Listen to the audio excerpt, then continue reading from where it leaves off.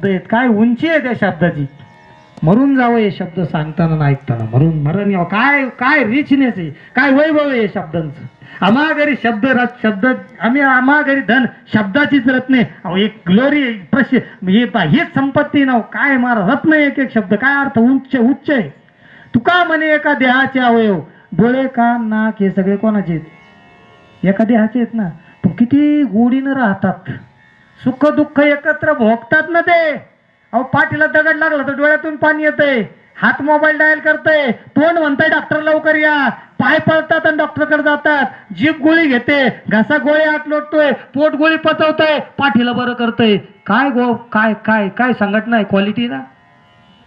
खूप बराय म्हणतात. ज्या पद्धतीनं देहाचे अवयव एकत्र नांदतात, कधी एकमेकाचा रागराग करीत नाही, त्याच पद्धतीने एका कुटुंबातले, एका गावातले, एका देशातले, या जगातले सगळे माणसं विष्णुमय आहेत.